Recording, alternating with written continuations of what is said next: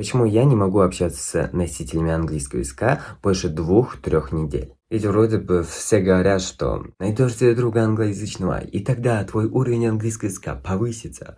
Но все забывают о том, что есть же человеческий фактор. Когда мне кто-то пишет, даже на русском языке, о том, что «как дела?», «давай познакомимся» или что-то подобное, я сразу же наотрез говорю, что «прости, что у меня не получится, так как времени очень мало». Но надеюсь, что не в обиду этим людям, ведь я даже не пробовал их узнать. То же самое и с англоязычными людьми. Если я их не буду видеть в будущем в жизни, тогда мне неохота просто продолжать общение надолго. И уже где-то через 2-3 недели я такой думаю, блин, как же сказать человеку, что давай-ка прекратим общаться. Если быть честным, я так и делаю. Давай-ка прекратим общаться, пишу. И в конце концов, всегда я чувствую, словно я плохой человек. И именно поэтому сейчас мне что-то не особо охота начинать писать кому-то, хотя это действительно очень сильно повышает уровень знания английского языка.